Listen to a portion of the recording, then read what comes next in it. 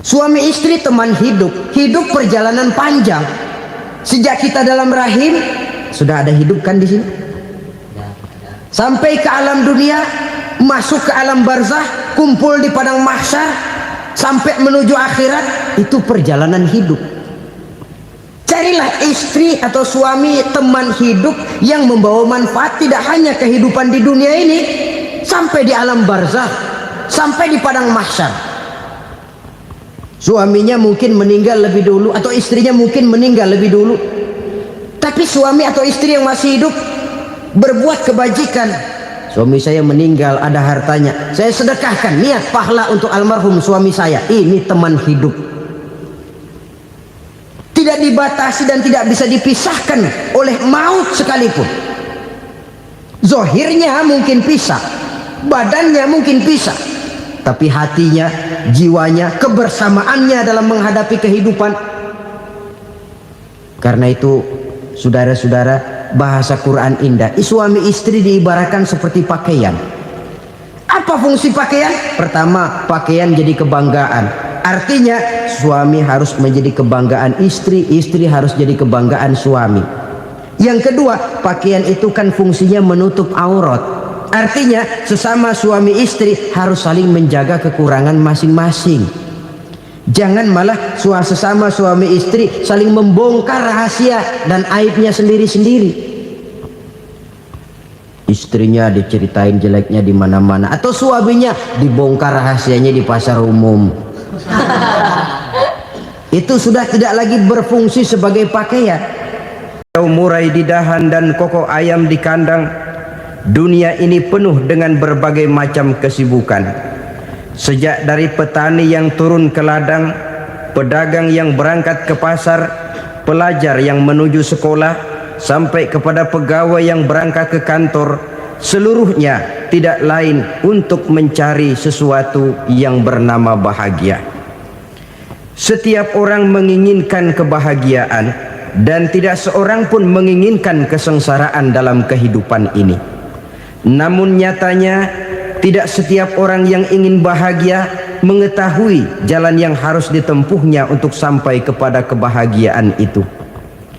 Maka pada kesempatan pertemuan kali ini, saya ingin menyampaikan sebuah hadis dari junjungan kita baginda Nabi besar Muhammad sallallahu alaihi wasallam yang termuat dalam kitab Mukhtarul Ahadits An-Nabawiyah, di mana beliau bersabda, arba'un min sa'adatil mar'i. Ada 4 perkara yang merupakan tanda dari orang bahagia. Saya mau tanya, di antara saudara-saudara yang hadir di sini, apa ada yang kepengen jadi orang sengsara? Seluruhnya tentu ingin mendapatkan kebahagiaan. Maka menurut resep dari Nabi kita, tanda orang bahagia itu 4. Jadi kalau saudara ingin bahagia, harus mempunyai 4 perkara ini. Yang pertama, orang bahagia itu kata Nabi, darun wasi'un. Punya rumah biar bagus asal gede. Enak ngaturnya. Daripada sudah punya rumah kecil, adanya di pinggir kali, gubuk, kalau hujan bocor, miring lagi, kiamat. Loh, kalau gitu Islam materialis dong. Hadis ini boleh diartikan dengan makna hakiki, arti yang sebenarnya. Boleh diartikan dengan makna majazi, arti kiasan.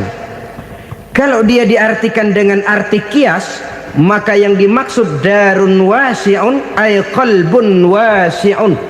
Rumah yang luas tidak lain daripada hati yang lapang. Karena di situ kunci kebahagiaan yang sebenarnya. Walaupun kita cuma tinggal di petak berukuran 2 kali 3 meter, kalau hati kita luas-luas rasanya rumah itu. Tapi biar rumah kita halamannya saja puluhan ribu hektar, ada kolam renangnya, kamar tidurnya tidak lagi terhitung. Kalau hati yang menempati rumah itu sempit, maka akan terasa sempit jugalah rumah itu. Tempat bergantungnya tidak lain adalah hati. Marilah kita mencoba melihat berbagai pandangan orang tentang bahagia ini. Ada orang menyangka bahwa bahagia itu kalau dia mendapatkan harta yang sebanyak-banyaknya. Siapa yang banyak harta, dialah raja. Apa yang dia mau, seluruhnya bisa dibeli. Keamanannya, dia bisa menyewa petugas. Seluruh fasilitas untuk menyenangkan kehidupannya bisa dibeli. Pendeknya, hartalah segala-galanya dalam kehidupan. Sampai ada pepatah mengatakan, innad darahima fil amakini kulliha taksur rijala mahabatan wa jalala. Sesungguhnya harta, dinar, dirham, uang di mana-mana selalu bikin hebat orang yang memilikinya. Coba lihat, orang yang punya duit sama yang enggak punya duit, jangan gaya hidupnya, gaya jalannya aja lain. Wahia lisanun liman arada fasahatan, wahia silahun liman arada qitala. Uang adalah senjata yang paling ampuh bagi orang yang mau pergi perang, dan lidah yang paling fasih bagi orang yang mau bicara. Kalau bicara dengan lidah macet, cobalah bicara dengan harta, lancar. Sampai ada pepatah demikian, segalanya bisa diatur dengan harta. Maka di kalangan orang yang berpandangan semacam itu, seluruh kegiatan hidupnya hanya terfokus kepada bagaimana mengumpulkan harta yang sebanyak-banyaknya. Tidak peduli halal haram, tidak kenal sore pagi siang dan malam, tidak sempat sujud, jauh dari agama, jauh dari kehidupan yang bersifat ruhaniyah, jauh dari Allah dan sebagainya. Sampai dalam Al-Quran dikelompokkan dalam kelompok yang dinamakan lumazah. Allazi jama'a malahu wa'addadah yahsabu anna malahu akhladah. Mereka mengumpulkan harta sebanyak-banyaknya dan menyangka bahwa harta yang banyak itu dapat mengekalkan hidupnya, mengekalkan kekayaannya, mengekalkan kebahagiaannya. Saudara hadirin yang berbahagia, kalau pandangan hidup ini benar, artinya kalau harta memang merupakan satu-satunya hal yang dapat membuat orang bahagia, tentu di rumah mewah tidak akan pernah ada tangis derita.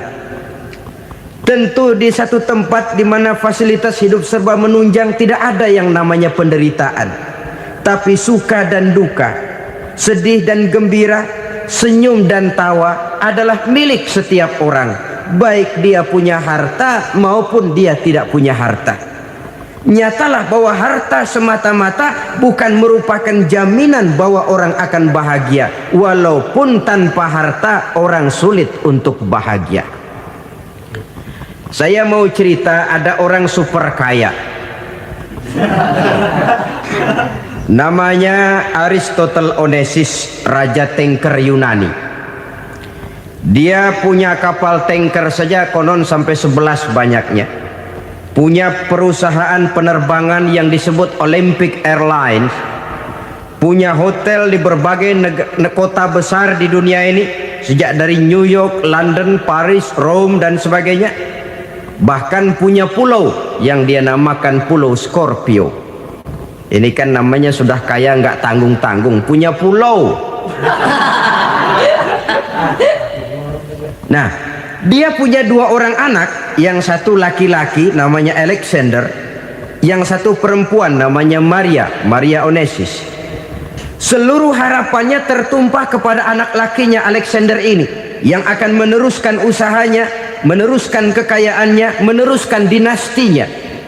Apa yang terjadi? Ternyata anak yang dia harapkan yang bernama Alexander ini mati muda dalam kecelakaan pada waktu dia olahraga. Apa olahraganya? Namanya olahraga anak orang kaya, golongan jet set. Olahraganya olahraga pesawat terbang. Jatuh, ya nggak kapungut, habis mati. Tinggal satu anak perempuannya, Maria Onesimus. Tapi anak perempuan ini juga malah urakan. Terakhir dia pacaran, bahkan kemudian kawin sama orang Rusia. Rupanya Aristotle Onassis ini broken. Kekayaannya yang berlimpah ruah, perusahaannya yang begitu banyak, siapa yang akan meneruskan? Siapa yang akan menggantikan? Sampai kemudian dia mengurung diri di Pulau Scorpio dan mati di sana secara mengenaskan. Seorang multi jutawan, seorang yang super kaya, mati menyendiri di pulau sepi. Ibarat kata pepatah, anak ayam mati di lumbung. Bukan kekurangan makanan, keurugan makanan. Begitu kehidupan Aristotle Onassis. Dan banyak orang-orang yang sudah demikian kaya sampai dibingungkan oleh kekayaannya sendiri. Telusurilah kehidupan David Rockefeller misalnya, Henry Ford misalnya, Adnan Khashoggi misalnya. Multi jutawan yang kadang-kadang dibuat keder oleh kekayaannya sendiri. Pantas ketika Imam Ali ditawarkan orang, "Ya Ali, kalau kepadamu disuruh pilih ilmu atau harta, kau pilih mana?" Ya jelas pilih ilmu dong. Kenapa? Pertama, ilmu kalau kita berikan kepada orang lain tambah. Tapi harta kalau kita berikan kepada orang lain kurang. Saudara punya uang 10.000, dibagi orang 5.000, jelas uang saudara berkurang. Tapi saudara punya ilmu diberikan kepada orang lain bisa, saudara pun makin mantap. Tidak lantas jadi bodoh karena ngajarin orang. Saudara bisa Fatihah lalu mengajarkan orang Fatihah, orang bisa, saudara pun makin hafal.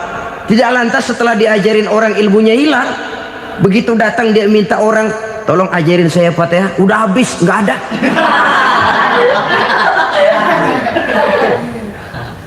Yang kedua kata Imam Ali, ilmu menjaga kita. Kalau harta kita yang harus jaga. Makin banyak ilmu makin terpelihara diri seharusnya. Tetapi makin banyak harta makin bingung kita jaganya. Sampai kadang-kadang kalau perlu seluruh keliling rumah dipasangi alarm. Belum cukup disewakan anjing besar-besar, pasang di depan pintu, awas anjing galak. Masih belum cukup juga, cari centeng tukang-tukang kepruk jaga rumah. Masih terasa belum aman, padahal rumahnya dikelilingi tembok besar. Di balik tembok ada pintu-pintunya tebal. Di balik pintu itu terbuka masuk kamar, kamar pun ada pintunya, pintunya pun kuat. Masuk ke dalam kamar ada lemari, lemarinya pun pintunya kuat, dikunci, kuncinya pun kuat. Tapi terhadap seluruhnya yang timbul cuma sekedar was-was saja. Kesimpulannya sekali lagi, tanpa harta orang memang sulit untuk bahagia. Tapi harta semata-mata tidak merupakan jaminan orang akan bahagia. Dengan hati yang luas, itu modal utama untuk mencapai kebahagiaan hidup. Orang yang hatinya luas, saudara-saudara, punya hati yang lapang, melihat kenyataan hidup ini, dia bersyukur senantiasa kepada Allah. Lantas tidak timbul hasud dan iri hatinya. Oleh karena itu jiwanya selalu lapang. Kalau tidak, cupik hati namanya, dangkal pandangan, tidak senang melihat orang lain dapat nikmat, dan itu sering dijadikan contoh. Kalau orang yang lapang dada, dia lihat tetangganya beli TV baru, dia berkata, "Alhamdulillah ya, tetangga kita beli TV, mudah-mudahan kita bisa ikut nonton." Lapang dadanya. Tapi orang yang sempit hati, lihat tetangga beli televisi, meriang. Enggak diapa-apain, meriang. Besoknya dengar tetangga beli motor, makin sakit, ke rumah sakit. Lalu di rumah sakit dengar tetangganya beli mobil, mati. Disiksa oleh perasaannya sendiri. Orang kalau hati sudah sempit dalam hidup, kemanapun dia pergi, sempit rasanya medan kehidupannya. Kemudian kita melihat juga ada orang yang menilai bahwa bahagia itu katanya kalau punya kedudukan yang tinggi, pangkat yang agung, wibawa yang besar. Mungkin betul, tapi mungkin juga tidak. bergantung kepada hati orang yang punya pangkat itu. Sama dengan harta tadi, harta akan membawa bahagia kalau dia jatuh ke tangan orang yang berhati lapang, tapi harta akan jadi bencana kalau jatuh ke tangan hati orang yang sempit. Pangkat akan membawa bahaya kalau jatuh di tangan hati orang yang sempit. Lebih dari itu, kenyataan mengajarkan kepada kita bahwa ternyata pangkat dan jabatan tidak selamanya memberikan kebahagiaan dalam kehidupan. Bahkan resikonya kelewat besar. Beberapa bukti kita bisa ambil dari para pemimpin dunia yang menjadi korban lantaran pangkat dan jabatan yang disandangnya. Saudara ingat Presiden Abraham Lincoln dan John Kennedy dari Amerika dibunuh orang. Park Chung-hee dari Korea Selatan, Ziaur Rahman dari Bangladesh, Anwar Sadat dari Mesir, terakhir Indira Gandhi dari India, menjadi korban dari pangkat dan jabatan yang disandangnya dari orang-orang yang tidak senang dia memegang jabatan itu.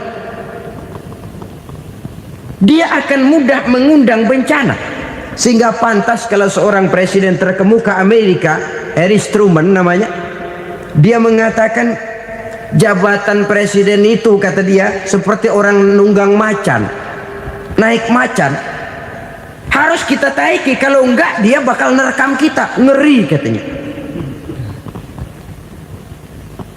Adapun orang yang hatinya lapang, kalau dia menerima pangkat dan jabatan, dianggapnya itu satu kesempatan untuk berbuat baik. Tapi orang yang berhati sempit, menerima pangkat dan jabatan, bukan kadang-kadang menerima, malah berusaha setengah mati mencapai dengan segala cara. Kalau perlu jilat atas, jilat atas. Jadi golongan sumuhun dawu. Jadi kelompok kulon nuwun, yes sir, yang kerjanya cuma oke bos. Kalau perlu jilat atas, jilat atas. Kalau perlu injak yang bawah, injak yang bawah. Perlu sikut kiri kanan, sikut kiri kanan. Yang penting pangkat dapat, jabatan dapat. Orang yang semacam ini, kalau sudah mempunyai pangkat dan jabatan, biasanya dia tidak menganggap itu sebagai amanah, tidak menganggap sebagai kesempatan berbuat baik, tapi malah kesempatan untuk memperturutkan hawa nafsunya yang dilatar belakangi oleh kesempitan hatinya tadi. Apalagi kalau orang memperoleh pangkat karena banyak mengeluarkan uang, seakan-akan pangkat dan jabatan itu sekarang macam proyek pakai tender. Siapa yang berani bayar segini naik, nggak berani minggir.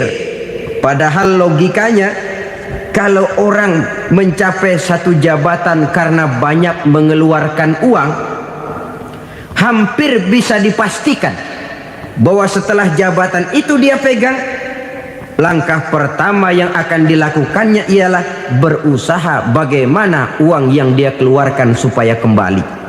Ya paling kurang pulang modal dulu dong. Soal mikirin rakyat soal nanti, tapi ini modal harus pulang. Itu celakanya kalau orang memperoleh pangkat dan jabatan cuma karena banyak mengeluarkan uang.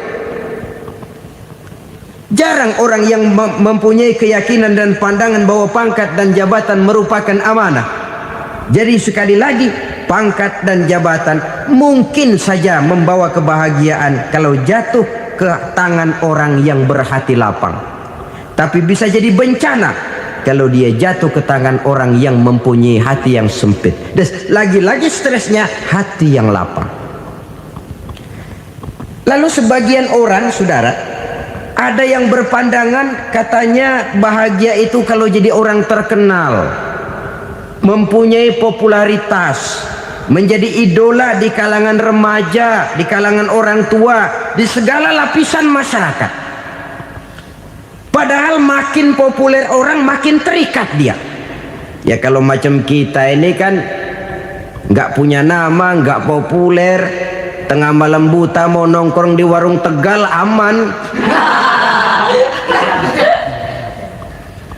Tapi pangkat, jabatan, kedudukan, popularitas menyebabkan kita diikat dengan berbagai macam peraturan. Cuma mandi sama ke WC saja yang nggak dikawal.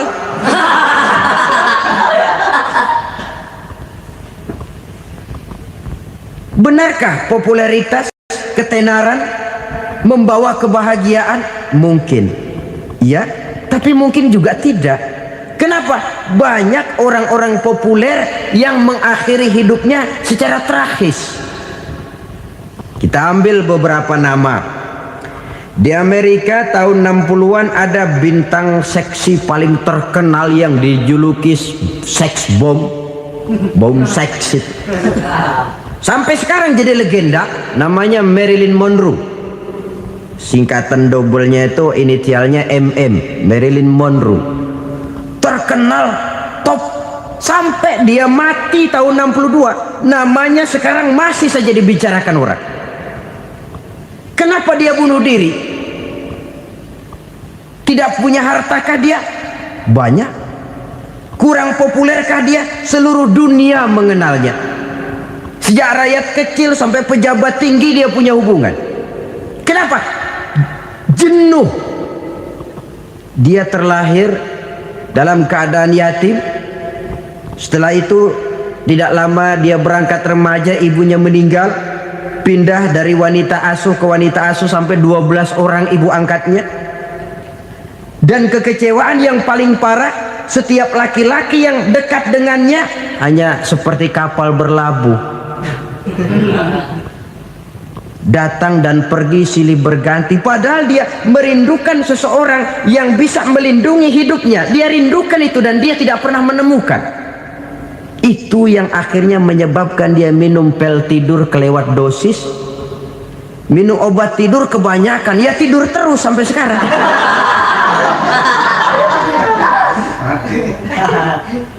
Dia mengakui, saya telah memiliki ketenaran, tapi saya tidak pernah hidup dalam ketenaran itu. Saya pandai main sandiwara, tapi saya ingin hidup dalam alam yang real sebagaimana umumnya orang. Itu yang dia rindukan. Menyusul jejak yang namanya Marilyn Monroe ini, Billie Holiday, saudara kenal tentu. Di rumah sakit dirawat. Dia juga minum obat overdosis, mati lagi. Jimi Hendrix minum obat tidur overdosis kelewat batas, mati lagi. Lalu yang menghanyutkan diri di danau, Janis Joplin dan Brian Jones. Ini orang-orang populer, orang-orang terkemuka yang mengakhiri hidup secara tragis, bukan karena tidak terkenal, mungkin karena sudah saking terkenalnya. Contoh paling belakangan, Bruce Lee. Wah, ini tukang-tukang keprok tentu kenal siapa dia. Sampai sekarang pun tabir kematiannya masih merupakan misteri. Dan yang masih hidup juga menunjukkan gejala yang aneh. Michael Jackson, rumahnya di Beverly Hills itu dijaga sedemikian rupa, dan dia selalu curiga kepada setiap makanan harus steril, bersih dari segala macam kimia.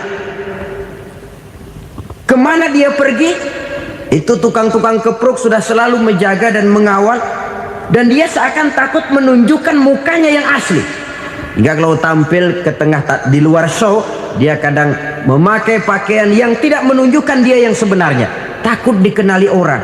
Ternyata popularitas sering jadi momok yang meracuni kehidupan manusia. Oleh karena itu, benarlah junjungan kita pada saat beliau mengajarkan orang akan bahagia kalau dia mempunyai hati yang lapang. Nah, sekarang masalahnya untuk mendapatkan hati yang lapang, caranya bagaimana? Kita kembali kepada konsep Quran. Allah mengajarkan, ala inna bi dzikrillahi tatmainnul qulub. Ketahuilah bahwa dengan banyak mengingat Allah, hati akan tenang, jiwa akan lapang. Dengan kata lain, dekat dengan agama, merasakan kehadiran Allah dekat dalam hidup. Itu muara pertama untuk mencapai hati yang lapang. Ala inna bi dzikrillahi tatmainnul qulub. Jangan macam orang sekarang ingin mendapatkan ketenangan lalu tapak di puncak gunung, di gua-gua, di tempat sepi. Iyalah kalau nggak ada ular. Kalau tergigit ular berbisa, ketenangan belum, mati jelas itu. Islam positif untuk mendapatkan ketenangan. Ala inna bizikrillahi tatmainnul qulubi. Bahwa ketahuilah bahwa dengan banyak mengingat Allah, hati akan tenang, jiwa akan lapang, nuansa pikiran akan luas. Karena yang namanya bahagia ada dimanapun manusia berada. Di kampung ada bahagia, di kota ada bahagia, di ngarai, di lembah, di gunung, di hutan, di lautan, di angkasa luar, dimanapun bahagia itu ada kalau kita bermodalkan hati yang lapang ini. Dan hati akan lapang kalau kita dekat dengan agama. Dekat dengan harta buat sementara hati mungkin tenang, tapi ketenangan yang relatif dan temporer. Apalagi orang tiap kali tambah harta, tiap kali tambah rencana. Itu wajar. Mungkin sebelumnya saudara berpikir, kalau punya duit 5.000 enak nih. Begitu punya duit 5.000, aduh sayang kalau 10.000 aja. Tiap kali tambah harta, tiap kali lain rencana. Makin banyak rencana, makin menjauhkan kita dari yang namanya ketenangan. Padahal ketenangan merupakan unsur utama untuk mencapai bahagia. Dan ketenangan itu bermuara dalam hati manusia. Tengoklah kehidupan ini. Orang yang banyak harta dengan orang miskin, berbedakah rasa sakit yang mereka tanggungkan? Rasanya tidak. Walaupun si kaya tidur di kasur empuk berselimutkan sutra mahal, sementara si miskin meringkuk di balai bambu yang keras dan kasar. Apabila maut datang, dia juga tidak pernah pilih bulu. Maut datang menjemput si kaya di singgasana keemasannya, dikelilingi oleh para pengasuh, dayang dan inang serta para pengawal. Dan maut pun datang menjemput si miskin papa, sehingga ia tergelepar di tepian jalan. Kedua-duanya bernama mati. Kalau nyata bahwa sakit yang ditanggung si kaya tidak beda dengan sakit yang ditanggung si miskin, bukan harta semata yang membuat orang bahagia. Hati yang tenang, jiwa yang lapang penuh kedamaian, karena banyak berzikir dan mengingat Allah, itu merupakan modal utama untuk mencapai sesuatu yang bernama bahagia.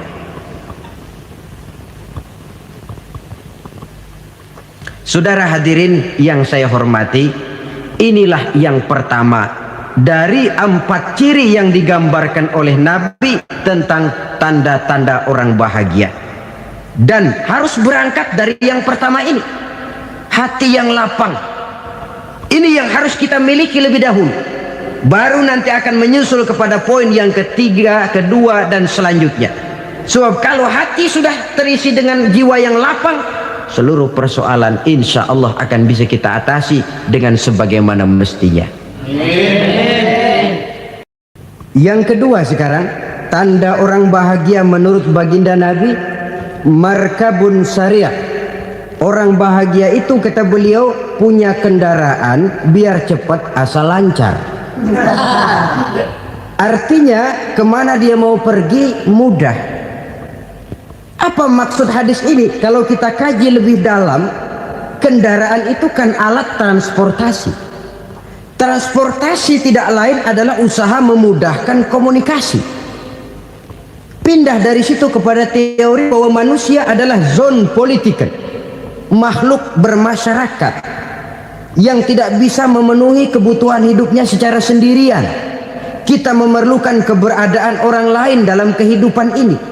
Untuk memakai baju saja kita sudah perlukan petani yang tanam kapas, pabrik yang memintal kapas jadi benang, pabrik yang menenun benang jadi kain, sampai kepada mesin jahit, sampai kepada tukang jahit. Itu cuma untuk memakai pakaian saja.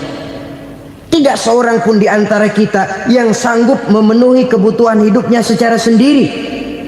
Kita perlu orang lain. maka kebebasan dalam arti mutlak, kebebasan tanpa batas itu tidak mungkin ada dalam kehidupan. Karena kita mengadakan yang disebut interaksi sosial. Setiap kegiatan kita tentu melibatkan orang lain. Menurut kita barangkali kita bebas jalan di jalan raya semaunya, tapi orang lain berkendaraan pun merasa bahwa ini ada juga jalan haknya, dan begitu selanjutnya. Oleh karena itu, maksud dari kendaraan yang cepat ini adalah khulata'uhu ma'as solihin. Lingkungan pergaulannya terdiri dari orang-orang soleh. Pergaulannya luas, kemana dia pergi ada temannya. Kesulitannya ada tempat dia cerita.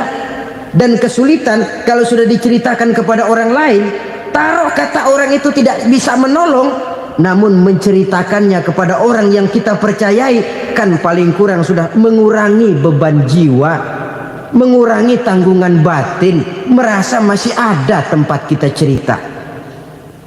Maka lebih baik orang awam yang mau bergaul ketimbang orang setengah alim tapi ngunci pintu, sebab nantinya akan timbul sikap picik, cupik pandangan, dan tidak luas menghadapi kenyataan dalam kehidupan ini. Namun yang harus kita garis bawahi, pergaulan memang mesti luas, namun jangan sekali-kali lupa bahwa pergaulan sangat besar pengaruhnya dalam ikut membentuk kepribadian manusia. Sehari-hari bisa kita bilang, kalau kita dekat sama tukang minyak wangi, sekalipun nggak dibagi minyaknya, baunya tentu dapat. Betul? Tapi dekat sama tukang elas, walaupun nggak kena apinya, asapnya mesti kena. Kalau Syauqi mengatakan lebih jelas lagi, man asyaral asrafa asa musyarrafan wa muasyiral anzali ghairu musyarrafin. Awalam taral jildal hakira muqabbalan bisagri lamma sara jildal mushaf. Siapa yang bergaul dengan orang mulia, dia bakal ikut menjadi mulia. Tapi siapa yang berteman dengan orang hina, dia tidak bakal ikut menjadi mulia. Tidakkah kau lihat, kata Syauqi, kulit kambing yang hina pun dicium orang ketika menjadi kantong Quran. Kulit kambing hina, kalau dia sendirian gak ada yang mau cium. Tapi begitu dia bergaul dengan Quran, menjadi kantong Quran, dipakein minyak wangi, ditaruh di tempat yang tinggi, mau diambil dicium dulu, dibawa dengan penuh hormat dan hati-hati. Kulit kambing yang hina lantaran berteman dengan Quran, numpang mujur. Tapi coba lihat kalau kulit kambing berteman dengan kayu, jadi beduk, habis. Zohor dikemplang, asar dipukul. Itu pun sedikit saja, cuma salah milih teman. Yang temannya Quran dihormati orang, yang temannya kayu lantaran jadi beduk, gelap-gelap subuh orang udah kemplangi.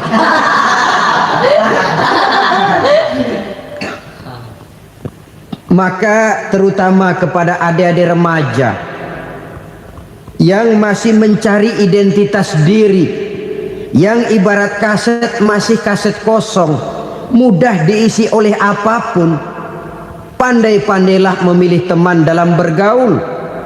Karena banyak orang yang tadinya baik-baik, ketika terseret dalam pergaulan dengan orang yang tidak baik, kebaikannya menjadi lentur dan luntur. Tapi berapa banyak bajingan-bajingan tengik, orang-orang yang berlumur noda dan dosa, tiap hari melakukan maksiat, namun bergaul dengan orang yang baik-baik, pada akhirnya sedikit demi sedikit beringsut dan berangsur dia terbiasa mengikuti kebaikan-kebaikan. Saya tekankan ini kepada remaja karena mereka masih mencari identitas diri. Apa yang mereka lihat mereka mau, apa yang mereka dengar mereka ingin tahu. Coba lihat kehidupan remaja. Pulang nonton film Rambo, pengen jadi Rambo, gagah, maunya belekai melulu. Pulang nonton film Superman, pengen bisa terbang. Pulang nonton India, nyanyi melulu. Wajar, mereka masih mencari identitas diri. Saya ini sebenarnya siapa? Lingkungan pergaulan akan membentuk itu. Karena itu pandai-pandailah bergaul, karena ia sangat besar pengaruhnya dalam ikut membentuk kepribadian manusia. Apalagi sifat yang jelek lebih cepat menularnya ketimbang sifat yang baik. Sifat yang baik, watak yang soleh itu lambat sekali untuk menular. Tapi yang tidak baik, kan prosesnya mah kalau remaja biasanya mula-mula dengar. Karena dengar lalu pengen tahu. Karena pengen tahu lalu ngeliatin. Begitu ngeliatin kan pengen nyobain. Setelah nyobain ketagihan. Nah ini prosesnya. Yang namanya ganja, morfin, narkotik awalnya kan begitu. Mula-mula denger katanya kalau sudah fly to the sky, sudah melayang ke langit katanya, disitulah puncak kebahagiaan. Mulanya cuma denger. Karena denger pengen tahu. Karena pengen tahu lalu ngeliat, kumpul sama orang yang suka ngeganja. Setelah ngeliat, nah pengen ngerasain. Begitu ngerasain enak juga, ketagihan. Kalau sudah ketagihan jadi penyakit kronis, bisa merembet kepada yang lain. Iya kalau orang tuanya mampu untuk beli morfin, beli ganja. Kalau tidak kan pikirannya ngayap, jemuran siapa ya gue sabet. Timbullah perbuatan-perbuatan negatif yang bermula dari salah pergaulan. Apalagi buat adik-adik remaja yang tinggal di kota-kota besar, yang pengaruh budaya, pengaruh kesenian, pengaruh struktur kehidupan yang nampak makin individualistis, di mana persaingan tajam, tensi ekonomi tinggi, orang mudah mengalami stres. Pandai-pandailah dalam bergaul, sekali lagi karena ia sangat besar pengaruhnya dalam ikut membentuk kepribadian manusia. Orang bahagia punya kendaraan yang cepat, artinya punya pergaulan yang luas, dan lingkungan pergaulannya terdiri dari orang-orang yang soleh. Kemana dia pergi ada teman, kesulitannya ada tempat dia cerita. Tapi kalau sudah menyendiri, hidup sendiri, kesulitan dipikiri sendiri, bisa mati belum waktunya. Tidak ada tempat berbagi rasa, tidak ada tempat bercerita, tidak ada tempat mengurangi beban dalam kehidupan. Pantas betul kalau Islam sangat menggalakkan dan menganjurkan orang kalau sudah sampai waktunya itu untuk melangsungkan nikah. Kata Nabi, ya ma'syaras syabab man istata'a minkumul ba'at falyatazawwaj. Hai para pemuda, kalau sudah mampu memberi nafkah, kawinlah, nikahlah kamu. Kenapa? Sudah ada teman hidup, tempat berbagi rasa.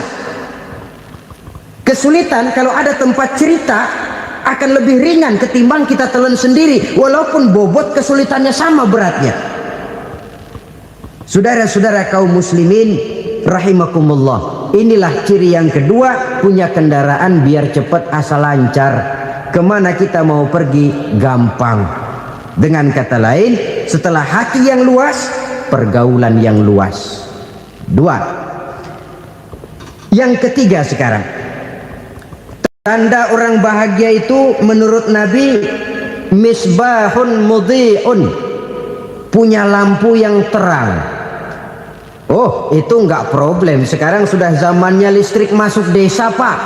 Lampu sudah terang semua. Betul, kalau itu yang dimaksud. Tapi tidak cuma itu. Karena lampu yang dimaksud di sini, lampu yang akan menerangi seluruh perjalanan hidup. Dan perjalanan hidup itu sudah dimulai sejak kita terlahir ke alam ini sampai masuk ke alam barzah, kumpul di padang mahsyar sampai ke akhirat. Lampu yang menerangi itu yang diperlukan. Kalau lampu, katakanlah yang paling top sekarang kan lampu jenis Mercury. Taruhlah itu di rumah kita, dia cuma menerangi rumah kita, menerangi hati pun tidak sanggup. Bila kita masuk ke alam barzah, alam kubur, sanggupkah si Mercury yang begitu terang menerangi alam barzah kita? Tidak sanggup lagi. Sanggupkah lampu yang ratusan watt, bahkan puluhan ribu watt menerangi kehidupan di padang mahsyar? Tidak akan sanggup lagi. Kalau demikian, yang dimaksud lampu yang terang di sini apa? Tidak lain amal soleh, kebajikan yang kita lakukan dalam hidup. Itu yang akan jadi lampu penerang. Di dunia nama kita akan terang. Jasad kita boleh hancur terkubur tanah, tapi nama kita akan dikenang orang. Begitulah kalau orang meninggalkan kebajikan dalam hidup seperti sekarang. Ribuan orang tiap saat berziarah ke kubur Imam Syafi'i, ke kubur Imam Malik, ke kubur Imam Ghazali, ke kubur orang yang baik-baik, orang yang soleh-soleh. Kebajikannya yang ditinggalkan, yang mengukir namanya dengan tinta emas, sehingga saudara sudah terbaring di alam kubur. Orang lewat, Allah, ini kuburannya Fulan bin Fulan, dulu ini kebaikannya Masya Allah, saya ikut merasakan. Mari kita mampir sebentar, kita Fatihah, mohon disampaikan Allah pahalanya kepada almarhum. Al-Fatihah. Itu kalau orang baik-baik. Lalu saudara tanya, Pak, orang mati dikirimin Fatihah apa nyampe pahalanya? Saya jawab, kalau saudara nggak percaya, mati dulu dah. Nanti saya Fatihain, tungguin di sana. Umpama nggak sampai, balik lagi kemari. Sekarang ini kan maunya otak-otakan saja. Kalau nggak masuk otak, nggak percaya. Padahal alam gaib itu nggak bisa diotak-otakin. Sama saja dengan saudara pernah dengar cerita kapal tanpa emas tenggelam kan? Pernah nggak? Di mana? Di laut Masalembo. Begitu ketampo emas tenggelam, ratusan penumpang itu terjun ke laut, dipermainkan gelombang, berjuang menghadapi maut itu. Orang lagi timbul tenggelam di lautan, dihantam ombak, kita tengokin pakai helikopter. Pak, lagi timbul tenggelam ya? Iya, tolongin. Jangan khawatir Pak, nih saya kirim intan Pak, harganya 10 juta. Kira-kira orang yang timbul tenggelam di laut seneng nggak? Tidak. Kan mahal toh intan 10 juta. Kenapa dia nggak senang? Karena intan 10 juta dalam kondisi seperti itu tidak sanggup menyelamatkan dia. Dia akan girang kalau dikirimin ban mobil bekas, dikirimin papan terentang atau bambu. Intan yang 10 juta dia nggak girang, ban mobil bekas yang 1000 perak tuh pegang, itu yang dia girang betul. Inilah sebabnya Nabi berkata, mal mayyitu fi qabrihi illa kal ghariqil mutaghawwis. Orang yang meninggal di alam kuburnya seperti orang timbul tenggelam di lautan. Yantaziru da'watan min ahli, menunggu doa dari keluarganya yang masih hidup. Duh, bapak saya sudah meninggal, saya sayang benar sama dia. Kirimin kulkas ke kuburannya Itu sama saja dengan tadi orang tenggelam di lautan dikirimi intan yang harganya 10 juta, ndak sampai. Begitulah kalau kebajikan yang kita tinggalkan dalam hidup, sudah mati pun kubur kita masih diziarahi orang. Tapi kalau jahat yang kita tinggalkan, boro-boro lah orang mau doa lewat dekat kuburan kita juga serem. Tuh bajingan no, dulu mati dipendem di situ tuh. Jangan lewat situ, ntar kesurupan, jangan. Lewat saja orang ngeri. Konon lagi membacakan Fatihah dan mengirimkan doa. Hidup pada hakikatnya adalah kesempatan untuk berbuat baik. Maka sekali kesempatan itu diberikan, manfaatkan dengan sebaiknya. Sebab kesempatan kedua tidak akan pernah ada. Kesempatan berbuat baik di sini, di akhirat sudah pembalasan namanya. Sekali kesempatan itu dicabut, dia tidak akan pernah dikembalikan lagi. Kata Iqbal, hidup tidak mundur ke belakang, Bung. Berhenti diinjak orang, mundur hancur. Tidak ada kata mundur dalam hidup ini. Berhenti diinjak orang, mundur kecebur. Tidak ada kata lain, harus maju dalam kehidupan dalam artian yang positif. Hidup adalah kesempatan untuk mengumpulkan kebajikan yang sebanyak-banyaknya. Di situ nilai daripada manusia. Sekarang ini memang nggak kelihatan kok, orang yang banyak pahala sama yang banyak dosa nggak kelihatan kok. Barangkali kalau habis bikin dosa palanya pada benjol, mungkin orang takut sama dosa. Tapi sekarang sama saja, orang yang banyak dosa dengan yang nggak banyak dosa jalan bareng dari belakang, sama, nggak kelihatan beda. Tapi ada waktunya di mana pahala memegang peranan, di mana dosa diperlihatkan. Sama saja kalau kita bawa mobil siang, lampu kan nggak begitu berfungsi. Apa lalu bilang, alah ini lampu berat-beratin, copot-copotin aja dah. Tidak perlu begitu. Kenapa? Pada satu saat malam senja akan datang. Bila matahari terbenam, senja pun datang, gelap mulai merayap, disitulah baru terasa perlunya lampu. Pahala begitu. Sekarang orang yang nggak ada pahalanya nggak kelihatan dalam kehidupan. Tapi pada satu saat senja kehidupan akan datang. Ajal merenggut nyawa, malam merayap, dan hidup mulai diliputi kegelapan di alam barzah. Dikala itu kalau nggak punya lampu, alangkah malangnya kita. Sebab amal yang baik, kata Nabi, di alam barzah itu akan diciptakan menjadi perempuan yang cantik menemani kita. Amal yang jahat akan menjadi orang yang paling jelek nemenin kita. Sudah di tempat gelap yang nemenin jelek.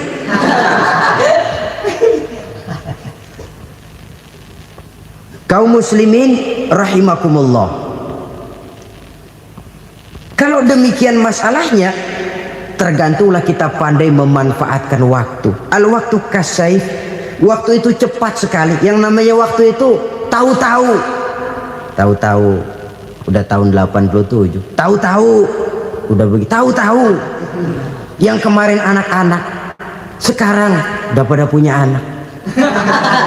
Tahu-tahu saja itu. Begitu cepat waktu berlalu. Kalau tidaklah pandai kita memanfaatkannya, akan rugi kita. Nabi bersabda, man kana yaumuhu khairun min amsihi fahuwa rabih. Barang siapa yang hari ini lebih baik daripada hari kemarin, itu orang untung. Hari ini lebih baik daripada kemarin. Bulan ini lebih baik dari bulan kemarin. Tahun ini lebih baik dari tahun kemarin. Itu orang yang beruntung. Tahun kemarin sembayangnya maghrib doang, sekarang udah tambah isya. Tahun kemarin cuman Idul Fitri aja ngancem bener, sekarang udah tambah Jumat, lalu tambah lagi maghrib, tambah lagi isya, dan selanjutnya. Hari ini lebih baik daripada kemarin, itu orang yang beruntung. Wa man kana yaumuhu mislu amsihi fahuwa khasir. Lalu barang siapa yang hari ini sama saja dengan hari kemarin, itu orang rugi. Hari ini sama dengan kemarin, rugi itu. Bulan ini begitu, bulan kemarin begitu, tahun ini begitu, tahun lalu juga begitu. Rugi itu orang. Rugi apa? Rugi umur. Umur tambah, amalan gak pernah tambah. Dan saya pikir lebih merupakan azab ketimbang nikmat kalau orang dikasih panjang umur cuma untuk numpuk dosa. Mending mana? Panjang umur banyak dosa sama pendek umur dikit dosa? Mending mana? Mending mana? Ya, paling mending tentu panjang umur banyak pahala. Tapi kalau tidak, sekali lagi, lebih merupakan azab ketimbang nikmat kalau orang diberikan panjang umur tapi cuma untuk sekedar menumpuk dosa. Kehilangan kesadaran bahwa dunia bukan terminal akhir dari satu perjalanan. Dia cuma halte di mana kita berhenti sebentar untuk menuju kepada terminal yang hakiki. Saudara-saudara kaum muslimin rahimakumullah. Inilah lampu yang akan menerangi kehidupan. Amal yang kita lakukan di dalam kehidupan. Jadi yang dimaksud dengan lampu yang terang, kebajikan yang kita kerjakan dalam hidup. Nah, setiap orang di awal tadi saya bilang ingin bahagia. Bahagia itu kan hakikatnya kumpulan senang dan selamat. Senang, selamat. Apa bedanya? Senang tapi tidak selamat, nggak bahagia. Selamat tapi nggak senang, nggak bahagia orang. Contoh, kalau orang korupsi, duitnya banyak, senang dia, tapi keselamatannya. Ada tentara baris di samping rumahnya udah bingung, padahal tentara latihan. Tentara cuma latihan, dia bingung. Senang, tapi karena keselamatannya tidak terjamin, dia tidak bahagia. Sebaliknya pegawai negeri jujur benar, cuma segaji-gajinya, selamat nggak korupsi, tapi melarat, ya nggak bahagia juga, kurang senang. Kesenangan dan keselamatan untuk dunia saja, ya sekali lagi, Kalau cuma sekedar untuk dunia saja, bisa dibeli pakai uang. Bisa dibeli pakai uang. Saudara ingin selamat, bisa dibeli pakai uang. Saudara ingin senang, bisa dibeli dengan uang. Tapi setelah mati, masuk ke alam barzah, habis kekuasaan uang. Nggak bisa lagi beli keselamatan pakai uang. Tidak mungkin lagi membeli kesenangan dengan uang. Di situ pahala yang megang peranan. Makin banyak pahala, makin banyak saham untuk membeli kesenangan dan keselamatan, untuk memperoleh yang namanya bahagia. Dan jangan lupa loh, di alam barzah kita nggak sebentar, menunggu datangnya kiamat. Loh iya, kalau kita begitu dikuburin terus kiamat datang, untung. Tapi kalau masih harus 1000, 2000, puluhan ribu tahun yang akan datang, dalam satu penantian yang begitu lama, tanpa saham untuk memperoleh kebahagiaan, satu kemalangan yang tidak ada pernah putus-putusnya. Janganlah tergelincir oleh kebahagiaan sebentar yang menipu dengan mengorbankan kebahagiaan hakiki yang berjangka panjang. Apa artinya senyum sejenak kalau harus ditebus dengan tangis seumur hidup? Biarlah kita minum jamu, pahit memang, getir memang, tapi kan besok badan sehat. Daripada sekarang minum sirup, manis memang, enak memang, tapi bibir pada jontor besok. Sirawan, batuk, nggak karu-karuan. Banyak orang tertipu oleh kesenangan yang sebentar, padahal laisa kullu ma yalma'u zahaban. Belum tentu semua yang berkilat itu emas.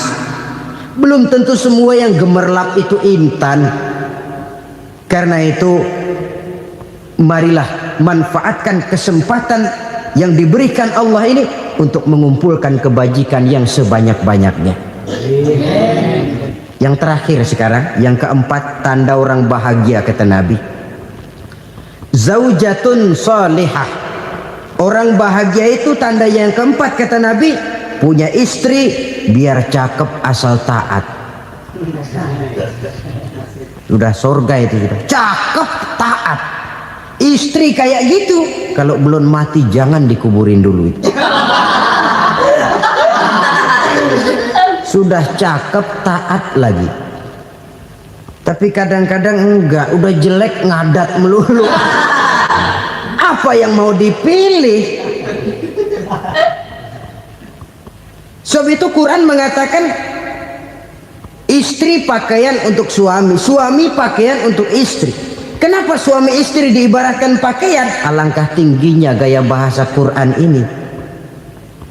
Suami istri teman hidup, hidup perjalanan panjang. Sejak kita dalam rahim sudah ada hidup kan di sini. Sampai ke alam dunia, masuk ke alam barzah, kumpul di padang mahsyar, sampai menuju akhirat, itu perjalanan hidup. Carilah istri atau suami teman hidup yang membawa manfaat tidak hanya kehidupan di dunia ini, sampai di alam barzah, sampai di padang mahsyar. Suaminya mungkin meninggal lebih dulu, atau istrinya mungkin meninggal lebih dulu, tapi suami atau istri yang masih hidup berbuat kebajikan. Suami saya meninggal, ada hartanya, saya sedekahkan, niat pahala untuk almarhum suami saya. Ini teman hidup, tidak dibatasi dan tidak bisa dipisahkan oleh maut sekalipun. Zohirnya mungkin pisah, badannya mungkin pisah, tapi hatinya, jiwanya, kebersamaannya dalam menghadapi kehidupan. Karena itu, saudara-saudara, bahasa Quran indah. Suami istri diibaratkan seperti pakaian. Apa fungsi pakaian? Pertama, pakaian jadi kebanggaan. Artinya suami harus menjadi kebanggaan istri, istri harus jadi kebanggaan suami.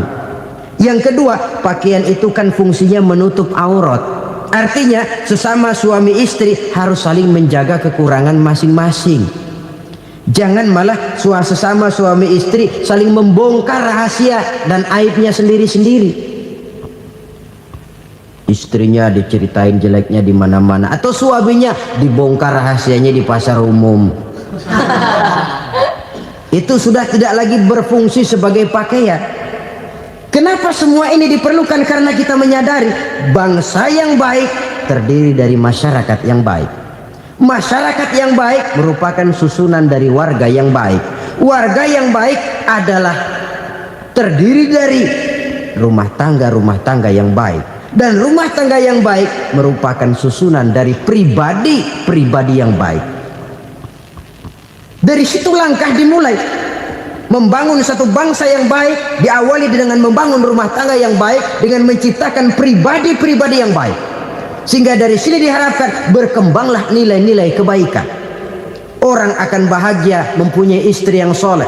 Kenapa? Tidak ada seorang suami bisa sukses jadi apapun dia, apapun profesinya, dokterkah, kiaikah, mubalikah, petanikah, pengusahakah, pejabat tinggikah. Tidak ada seorang suami yang bisa sukses tanpa peran serta istrinya. Walaupun memang peranan itu tidak begitu kelihatan, tapi sangat menentukan. Karena itu, saudara hadirin yang saya hormati, Islam sangat menghargai kaum wanita, memberikan kedudukan yang tinggi sepanjang tidak mematikan kodrat kewanitaannya. Nah, kalau sudah kesuksesan ini diawali dari rumah tangga, karier di masyarakat mudah untuk dikejar. Tapi keberantakan di rumah tangga merupakan kegagalan pertama di tempat lain.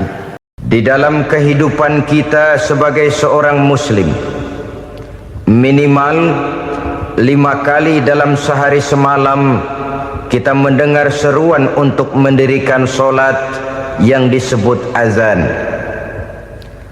Ada kalimat menarik di dalam kalimat azan itu, yakni seruan hayya 'alal falah, marilah menuju kepada keberuntungan, marilah meraih kemenangan. Seruan ini adalah kecenderungan dari setiap manusia, apapun warna kulitnya. Artinya, setiap orang dalam hidup selalu ingin meraih dan mencari kemenangan. Kemenangan akan melahirkan kepuasan batin, dan kepuasan batin memberikan kebahagiaan.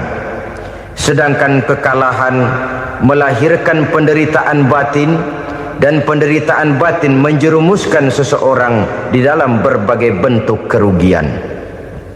Jikalau inilah seruan azan, maka masalahnya ialah apa yang menyebabkan kita meraih kemenangan. Al-Quranul Karim memberikan tuntunan dan ajaran kepada kita bahwa orang-orang yang memperoleh kemenangan itu tidak lain adalah orang-orang yang bertakwa. Hanyalah mereka yang bertakwa kepada Allah Subhanahu wa ta'ala pada akhirnya akan tampil sebagai pemenang. Lalu siapa orang yang bertakwa itu? Dijelaskan dalam awal-awal Al-Baqarah, orang yang bertakwa yang akan meraih kemenangan. Pertama, allazina yu'minuna bil ghaib, yaitu orang-orang yang beriman kepada yang gaib, percaya bahwa ada alam yang gaib, alam yang abstrak, alam yang tidak bisa dijangkau oleh salah satu daripada panca indera kita. Mereka percaya dan beriman kepada adanya malaikat, beriman kepada adanya iblis dan jin, beriman kepada adanya alam kubur, beriman kepada adanya alam mahsyar, beriman kepada adanya alam akhirat, beriman kepada adanya surga dan neraka. Beriman bukan cuma sekedar beriman dalam ucapan bibir saja, tetapi beriman yang nilai iman itu mampu mewarnai gerak dan gaya hidupnya.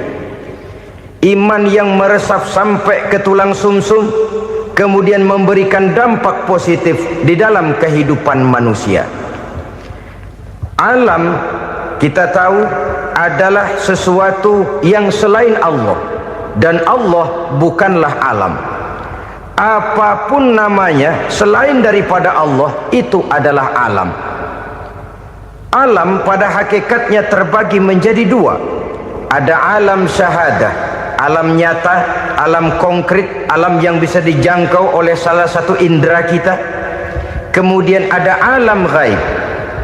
alam yang tidak bisa dijangkau oleh panca indera kita, alam metafisika, alam abstrak, alam yang wajib kita imani keberadaannya. Kita percaya bahwa malaikat itu ada, kita percaya kepada jin, bahwa jin itu ada, kita percaya kepada adanya iblis dan setan. Bukan percaya kepada iblis dan setannya, percaya bahwa iblis dan setan itu ada. Itu termasuk salah satu daripada sifat orang yang bertakwa kepada Allah. Saudara-saudara kaum muslimin rahimakumullah, kecenderungan pembangunan yang lebih bersifat materialistis biasanya menggeser aspek kehidupan rohani. Orang berpikir empiri, dan dalam pola pikir yang demikian maka alam gaib tidak lagi mendapat perhatian. Aspek kehidupan yang bersifat rohaniah malah mulai ditinggalkan. Akibatnya terjadilah kepincangan di dalam kehidupan kita. Pernah ada satu pengalaman pribadi dalam perjalanan kembali ke tanah air. Dalam pesawat di sebelah kanan saya duduklah seorang Jerman namanya Heiner Simonsen.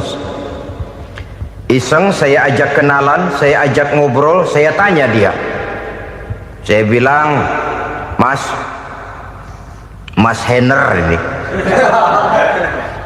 kalau pesawat yang kita tumpangi ini jatuh ke bawah, kira-kira apa yang bakal terjadi, Mas? Dia bilang, kita semua akan mati. Begitu? Iya. Oke. Apa itu mati?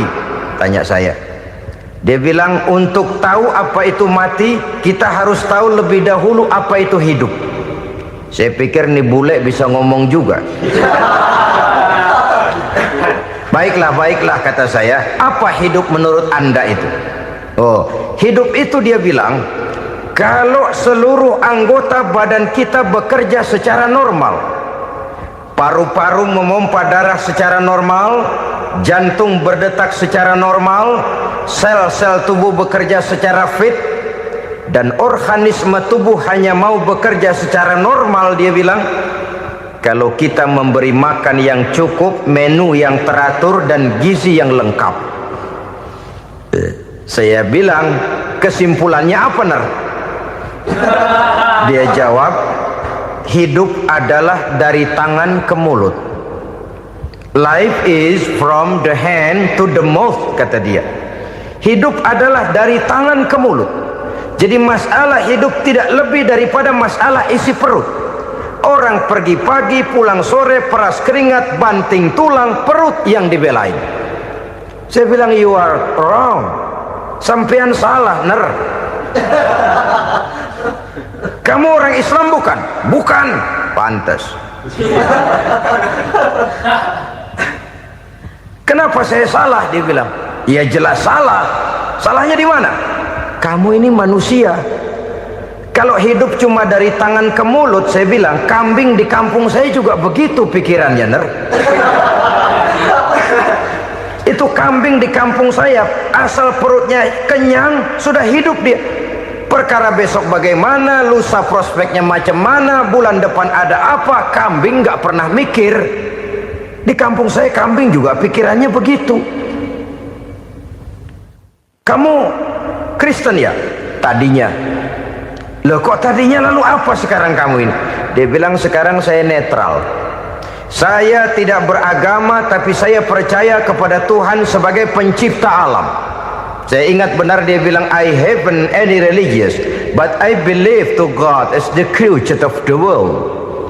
Kenapa bisa netral begitu, Ner? Habis saya bingung katanya. Islam bilang Islam baik, Kristen bilang Kristen baik, Hindu Buddha bilang Hindu Buddha baik, semua agama baik. Saya netral sekalian, nggak beragama. Yang penting saya percaya kepada Tuhan. Saya bilang, Ner, kamu ini kayak orang mau beli celana, lalu bingung. Yang satu bilang Levi's bagus, yang satu bilang Blue Jean hebat, yang satu bilang Wool England hebat. Celana ini hebat, celana itu bagus, celana ini hebat, semua celana bagus, kamu bingung. Akhirnya netral, tidak pakai celana. Itu juga salah. Saya pikir-pikir, kemudian saya melihat bahwa dua pola berpikir Henner ini nampaknya sudah mulai menggejala di lingkungan masyarakat bangsa kita.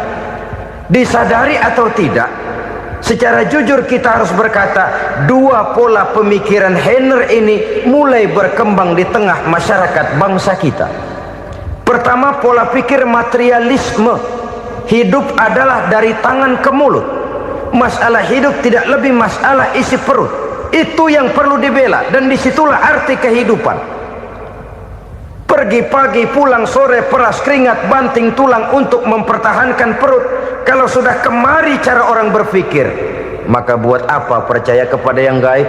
Untuk apa sholat? Untuk apa puasa? Untuk apa zakat? Untuk apa menghadiri majelis taklim? Tanpa kepercayaan kepada yang gaib, hidup berjalan menurut alur empiris dan materialis. Kalau sudah ke sana cara orang berpikir, biasanya orang lalu cenderung menghalalkan segala cara. Hanyalah orang yang percaya bahwa akhirat ada. Hanyalah orang yang percaya bahwa alam kubur itu ada. Hanyalah orang yang percaya bahwa malaikat itu ada, hidupnya akan lebih terarah dan terkendali. Karena kepercayaan kepada yang gaib, yang merupakan fase daripada kehidupan setelah hidup yang sekarang ini, mewarnai gerak pribadi seseorang di dalam dia melakukan kegiatan hidupnya. Pola berpikir materialisme, disadari atau tidak, mulai menggejala di lingkungan masyarakat bangsa kita. Hidup tidak lebih dari urusan tangan ke mulut, mulut ke tangan, tangan ke mulut. Asal perut sudah kenyang, hiduplah sudah. Perkara bagaimana prospek hari yang akan datang, bagaimana akhirat, tidak jadi persoalan. Ini yang oleh Nabi diperingatkan, ad-dunya sijnul mu'min wa jannatul kafir. Dunia adalah penjara bagi orang beriman dan surga bagi orang kafir. Dulu di zaman Belanda hadis ini pernah disalah tafsirkan, disalah artikan, digunakan sebagai senjata untuk mengkebiri dan membuat impoten umat Islam. Sudahlah umat Islam gak usah macam-macam, kata Belanda. Dunia ini kan penjara buat orang Islam, surga buat orang kafir. Di penjara jangan bertingkah.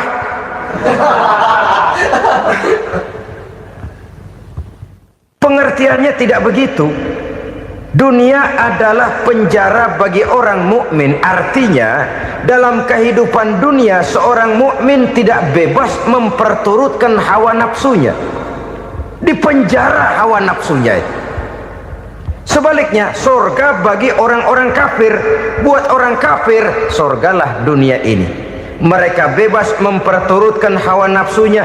Dilarang tidak terlarang, dicegah pun tidak tercegah. Mereka hidup menurut alur bisikan nafsu mereka sendiri. Kemudian bila ajal datang, maut merenggut nyawa, selesailah surganya sampai di situ. Maka bagi orang-orang yang tidak percaya kepada adanya akhirat, kepada adanya alam gaib, surganya sebatas umurnya. Sekali lagi, surganya sebatas umurnya. Bila umur selesai, ajal pun datang merenggut nyawa, selesailah sudah surganya sampai di situ.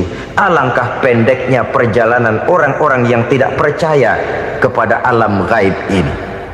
Bagi kita mukmin, jikalau kita mampu memenjarakan hawa nafsu, kita bisa bahagia di dunia ini. Dan Islam memang tidak menyuruh kita sengsara di dunia. Raih dunia, kejar dunia, gapai dunia sebagai alat untuk mencapai kebahagiaan di akhirat nanti. Hidup adalah satu perjalanan panjang yang terbentang sejak kita terlahir dari alam rahim sampai kepada alam akhirat nanti. Andai kata kita gagal meraih kebahagiaan di dunia, toh kita masih punya akhirat. Tapi jangan jadi dalil yang melemahkan semangat. Biarin dah kita di dunia kebelangsak, yang penting akhirat. Akhirnya dunia benar-benar kebelangsak. Bagaimana dunia ini bisa kita raih, dan bagaimana meraih dunia untuk menunjang kepentingan akhirat nanti.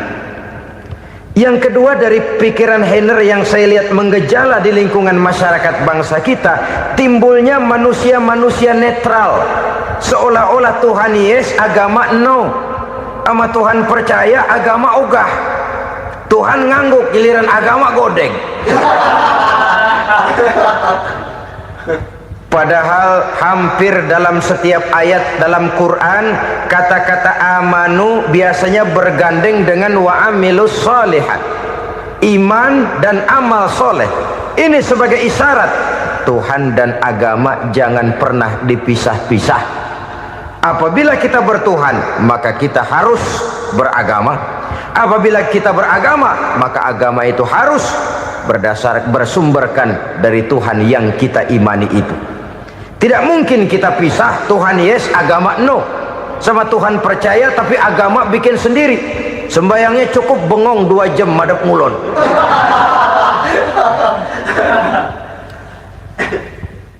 Saudara-saudara kaum muslimin rahimakumullah. Jadi dengan demikian, agama yang kita akui merupakan unsur mutlak di dalam pembangunan sekarang ini, merupakan bagian dari kehidupan yang menuntun kita bahwa di balik alam nyata ini, di balik alam syahadah ini ada alam gaib. Dan mudabbir, murabbi, yang mengatur, yang menguasai, yang memelihara baik dia alam nyata, baik dia alam gaib, tidak lain adalah Allah Subhanahu wa ta'ala. Di sana ada satu super power, satu maha kekuatan yang kita perlu bersandar kepadanya. Sebagai makhluk nyata yang hidup di alam nyata, berbuatlah secara nyata sebagaimana harusnya kita berbuat. Karena Islam jelas bukan agamanya orang pemalas. Islam jelas bukan agamanya orang yang mengajarkan setelah selesai sholat boleh duduk, nggelenggem ayam-ayam, ndelohom, menghitung bintang di langit sambil menunggu keajaiban. Tidak. Islam adalah agama yang mengajarkan apabila sholat sudah selesai kamu kerjakan, bertebaranlah di permukaan bumi, cari karunia Tuhanmu. Jangan hidup berpangku tangan menunggu keajaiban, karena hidup bukan undian. Jangan berharap untung besar tanpa mau peras keringat. Tapi di sebalik itu toh kita juga harus yakin bahwa di sisi usaha nyata yang kita lakukan ada satu super power, satu maha kekuatan gaib yang menentukan berhasil dan tidaknya usaha kita. Kepercayaan kepada hal semacam inilah yang mendorong kita untuk mempunyai sandaran vertikal, agar jikalau usaha ini berhasil kita tidak lupa diri dan lupa daratan. Jikalau usaha ini gagal kita tidak putus asa dan buruk sangka, tidak cupik pandangan dan sempit hati, tapi mampu melihat persoalan dengan kacamata putih sambil husnuzon kepada Allah Subhanahu wa ta'ala. Kita percaya malaikat itu ada yang namanya raqib dan atid, mengawasi gerak hidup kita sampai kepada gerak hati kita. Ini memberikan sugesti agar kita berhati-hati, tidak sejengkal tanah pun kita bisa berlindung dari pengawasan raqib dan atid. Ada munkar nakir yang akan menyoal kita di alam kubur. Ada malaikat Malik, penjaga neraka. Ada malaikat Ridwan yang menjaga surga. Kita percaya kepada adanya jin, kita percaya kepada adanya setan, iblis. Percaya kepada adanya, bukan mempercayai si setan, si iblis lalu menjadikannya sebagai teman. Tidak. Percaya bahwa mereka itu ada dan merupakan makhluk Allah yang gaib, yang diciptakan Allah Azza wa Jalla. Kepercayaan kepada alam gaib memberikan motivasi terhadap gerak lahir manusia, sehingga dengan motivasi kepercayaan kepada yang gaib, gerak lahir jadi lebih terarah, jadi lebih terpelihara. Pernah seseorang bertanya, "Pak, apakah adanya akhirat bisa dibuktikan secara ilmiah?" Saya bilang tidak bisa, tidak bisa. Kenapa? Karena yang berangkat nggak pernah pulang kembali lagi. Kalau dia pulang kemari bisa kita tanya bagaimana enak di sono. Cuma secara moral saya katakan, lebih beruntung orang yang percaya kepada akhirat daripada yang tidak. Sekarang saudara percaya akhirat ada, lalu saudara baik-baik di dunia, Sholat, puasa, zakat, menolong orang lain, menebarkan kebajikan.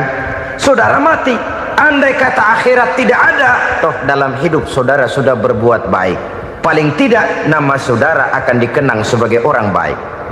Sebaliknya, saudara percaya, kata saya, bahwa akhirat tidak ada, lalu hidup semau-maunya, tenggelam dalam maksiat dan munkarat, menentang Allah, tidak mau ruku dan sujud. Lalu saudara mati, kemudian akhirat ada, ayo mau apa? Bekal tidak punya. Jadi secara moral lebih beruntung orang yang percaya kepada adanya akhirat daripada yang tidak percaya. Dan itu alam gaib yang tidak bisa dibuktikan secara eksakt. Jangankan untuk membuktikan seperti itu, dalam kehidupan sehari-hari saja yang kita rasakan tidak selalu berbentuk toh. Angin, bagaimana sih bentuknya angin?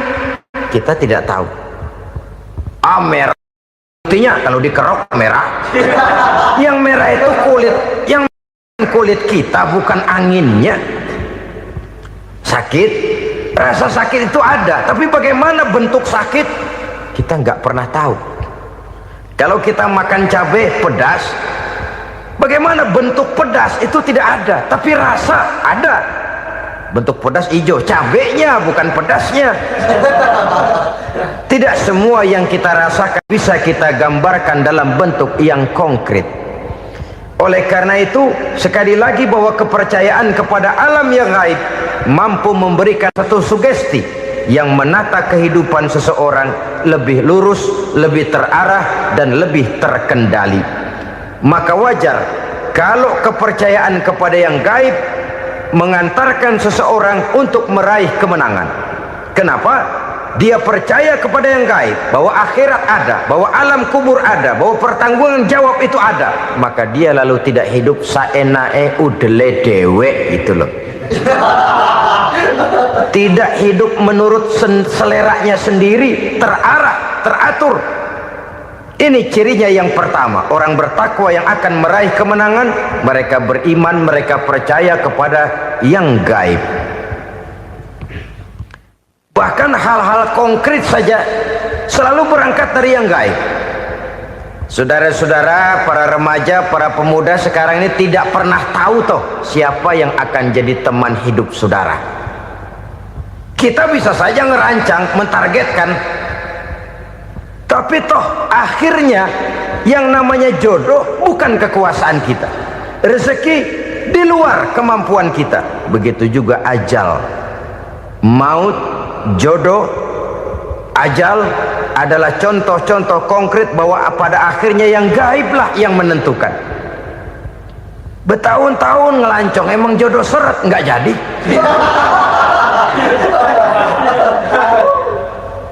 Begitu kenal baru setengah malam nginep ditangkap hansip.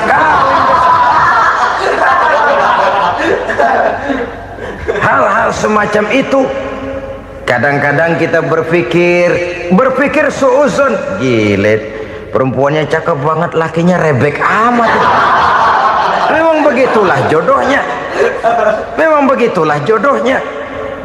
Saudara hadirin ma'asyiral muslimin yang saya hormati, jadi hal-hal yang konkret saja kita yakini sepenuhnya ditentukan oleh satu superpower yang gaib itu tadi. Dari sanalah segala ketentuan itu berangkat dan kesanalah segalanya akan kembali. Maka kepercayaan kepada yang gaib meluruskan gerak hidup seseorang dan itu akan mengantarkan dia kepada meraih kemenangan. Satu. Yang kedua, wa yuqimuna shalah. Orang bertakwa yang akan meraih kemenangan itu adalah orang-orang yang mendirikan sholat. Kenapa sholat mengantarkan orang untuk meraih kemenangan? Yang jelas, inna sholata tanha anil fahsya'i wal munkar. Sholat mampu mencegah manusia dari perbuatan keji dan munkar. Banyak filsafat hidup yang terkandung di dalam sholat ini. Sejak kita wudhu sampai kita menghadap ke arah kiblat, sampai kita melakukan gerak-gerak sholat, bacaan-bacaan yang ada di dalam sholat, lalu sampai kepada mengucapkan salam. Banyak filsafat hidup yang terkandung di dalam sholat. Umpamanya saja, setelah takbiratul ihram mulai kita dengan solat dalam posisi berdiri, diajarkan dalam kitab-kitab fikih agar kita melihat ke arah tempat sujud. Ini kan filsafat kehidupan. Kalau kamu solat dalam posisi berdiri, lihat tempat sujud. Jangan solat mata jelalatan, sebab nanti bisa mengurangi kekhusyuan. Jadi wajar kalau yang dikatakan bahwa yang paling afdol adalah soft yang di depan. Kenapa? Secara harfiah pengertiannya akan lebih mengundang kekhusyuan. Kenapa? Kalau kita di soft paling depan di masjid umpamanya paling banter kita lihat tembok. Tapi kalau kita soft di tengah atau di belakang, orang-orang di depan kita pun akan kelihatan. Yang bajunya loreng, yang bajunya genggang, yang bajunya macam-macam. Kita lihat, kadang-kadang kita pikirin, ada yang bajunya bolong. Kita sholat tapi dalam hati, nih orang bajunya robek yang nggak tahu apa. Ada saja hal-hal yang mengusik kekhusyuan kita. Oleh sebab itu diajarkan dalam posisi berdiri, lihat, arahkan pandangan matamu kepada tempat sujud. Ini kan filsafat kehidupan. Maksudnya apa? Kalau lagi diri lihat dong tempat sujud. Kalau udah di atas ingat dong sama yang bawah. Kalau sudah tinggi ingat dong dari mana kamu berangkat. Kalau sudah berkuasa bantu dong yang lemah. Kalau sudah kaya santuni dong yang miskin. Kalau sudah alim bimbing dong yang awam. Ini filsafat kehidupan. Dalam posisi berdiri kau lihat tempat sujud. Ini akan melahirkan kepekaan sosial di mana seseorang mau tahu kepada orang lainnya. Bagaimanapun kaya kita, tinggi pangkat dan jabatan kita, jikalau hidup hanya untuk kepentingan perut sendiri saja, rasanya belum membawa manfaat di dalam kehidupan kita. Tapi efek yang tertinggi sesungguhnya, solat mencegah manusia dari perbuatan keji dan munkar. Perbuatan keji dan munkar walaupun kelihatannya mendatangkan uang, membawa keuntungan, tapi itu keuntungan semu, keuntungan sementara. Dengan menipu orang lain kita bisa dapat untung, tapi tidak membawa berkah. Dan itu adalah kerugian besar dalam kehidupan kita. Maka untuk meraih kemenangan harus dimulai dengan membentuk kepribadian yang tegar, memiliki sandaran vertikal yang langsung kepada Allah Subhanahu wa ta'ala. Dan itu hanya bisa kita tempuh melalui jalur ibadah formal yang sudah ditentukan Allah, yakni solat yang 5 waktu. Untuk memperkuat itu ada solat-solat sunnah, rawatib, nawafil sebagai terminal-terminal kontrol cadangan untuk memelihara stabilitas temperatur batin di dalam kita berhubungan dengan zat yang maha gaib, yaitu Allah Subhanahu wa ta'ala. Orang sering bertanya, Pak, itu tetangga saya nggak sholat, duitnya nggak habis-habis, Pak. Nggak sholat tapi mobilnya tambah terus, nggak sholat tapi usahanya makin maju. Tapi di sisi lain ada orang yang rajin sholat, rezekinya butak bener. Anaknya mana kurus, mana korengan. Saudara hadirin ma'asyiral muslimin rahimakumullah, harus saya katakan bahwa solat memang bukan untuk cari duit. Solat adalah sandaran vertikal kita kepada Allah. Sedangkan soal rezeki itu berkaitan dengan sifat Allah maha pengasih dan maha penyayang. Allah maha pengasih, siapapun dikasih kalau mau usaha. Allah maha penyayang, tidak semua orang disayang oleh Allah Azza wa Jalla. Dan belum tentu banyak harta itu merupakan nikmat. Mungkin juga istidraj. Artinya istidraj itu dikasih tapi diambulin, kalau bahasa Betawinya itu. Dikasih tapi diambulin, itu bukan merupakan nikmat sesungguhnya, lebih merupakan azab dari Allah Subhanahu wa ta'ala.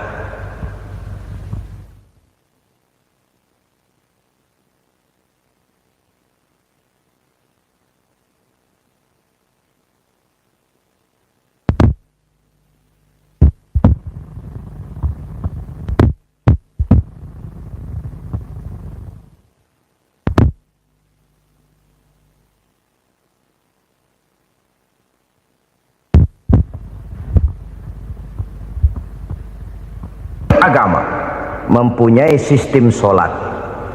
Dan kita umat Islam telah dituntun oleh Allah Subhanahu wa ta'ala yang wajibnya 5 kali dalam sehari semalam mendirikan sholat. Dan itu tentu berada dalam jangkauan kemampuan manusia.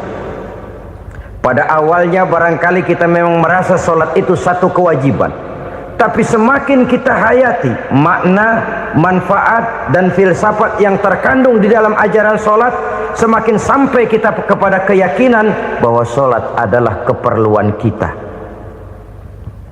Sehingga pada waktu tertentu dinilai puncaknya, kita tidak lagi akan berkata saya wajib sholat, tapi kita akan berkata saya perlu sholat.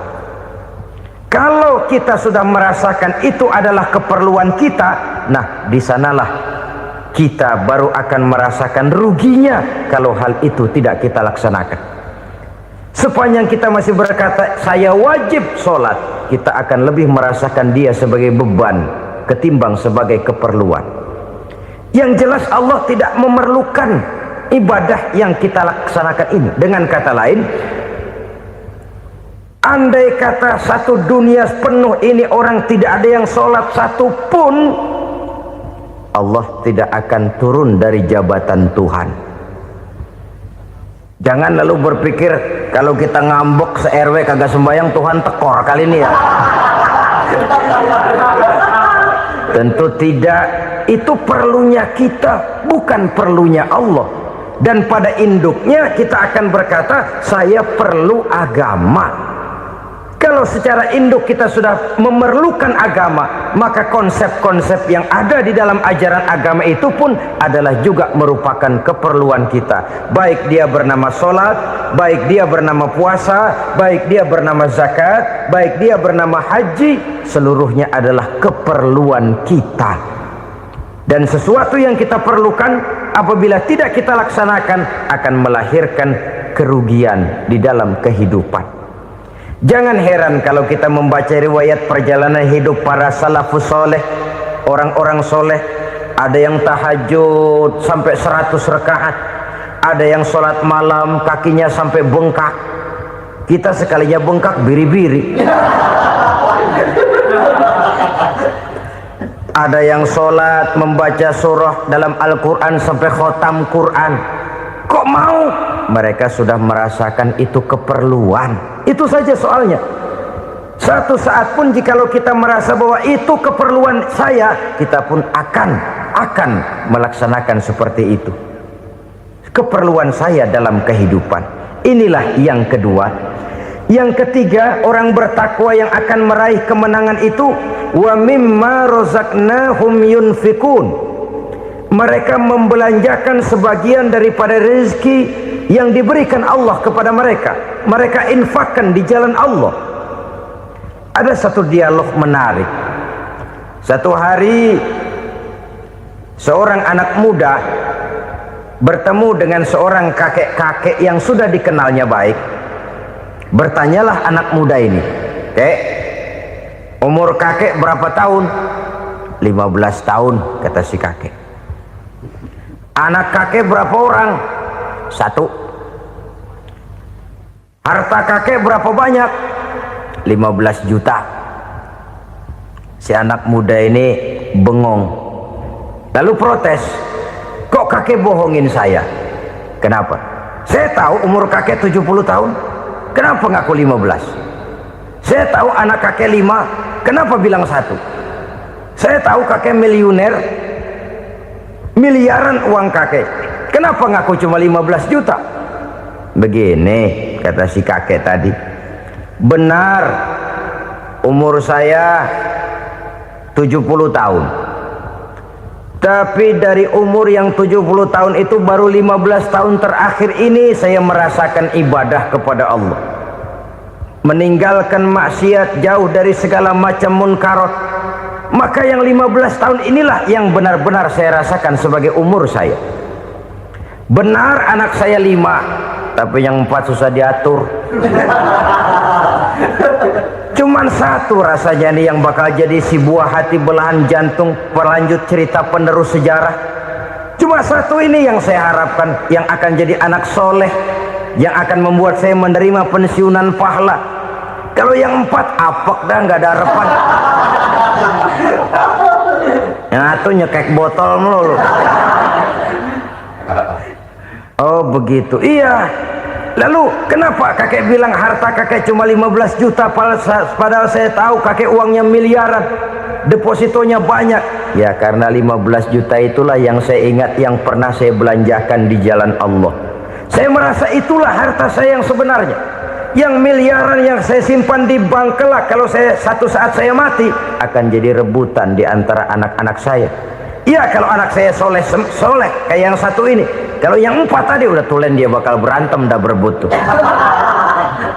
Jadi 15 juta yang saya belanjakan di jalan Allah inilah yang saya merasakan benar-benar harta saya yang sesungguhnya. Dialog ini patut menjadi bahan renungan kita bersama.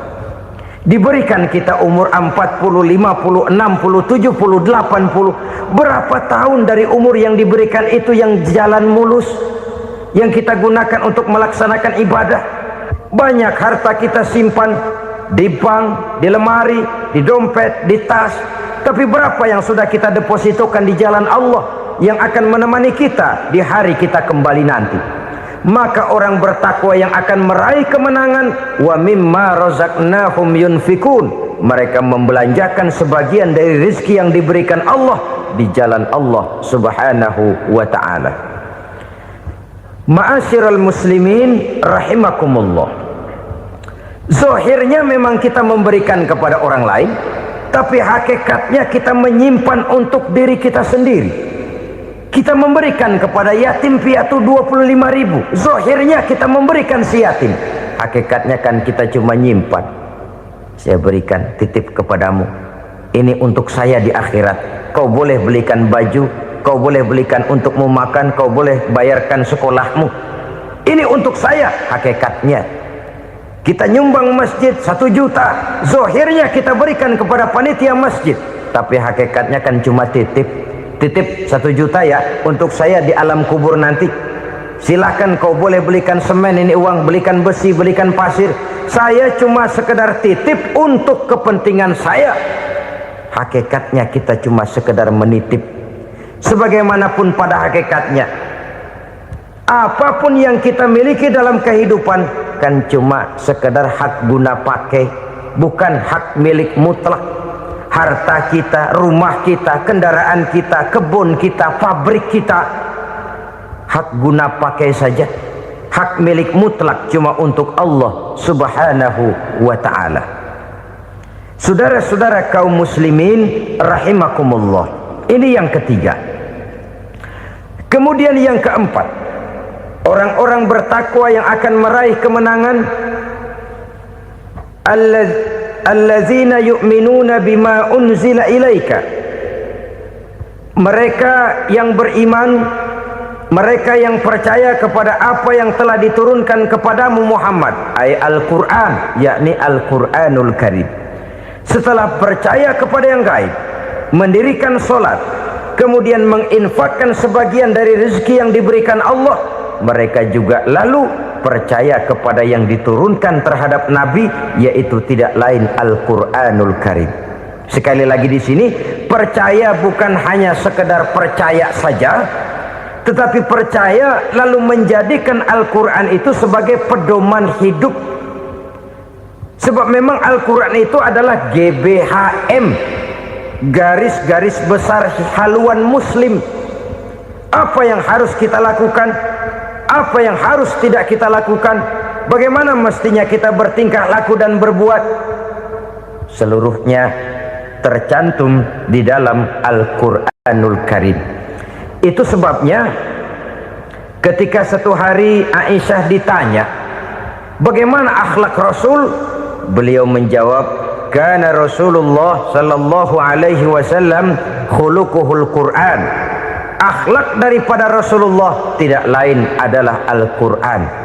Jawaban simpel ini memberikan gambaran bahwa keseluruhan daripada konsepsi Quran sudah diterjemahkan dalam kehidupan Rasulullah sallallahu alaihi wasallam. Karena kita tahu akhlak adalah keseluruhan dari gerak hidup manusia. Sejak ia berpribadi, berumah tangga, bertetangga, bermasyarakat, sampai kepada berbangsa dan bernegara, Al-Quran tetap memberikan sentuhan nilainya. Oleh karenanya, orang-orang yang bertakwa adalah orang-orang yang menjadikan Al-Quran sebagai pedoman dalam kehidupannya.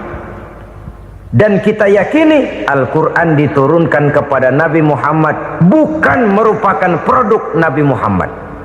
Isi dan redaksinya langsung dari Allah Subhanahu wa ta'ala.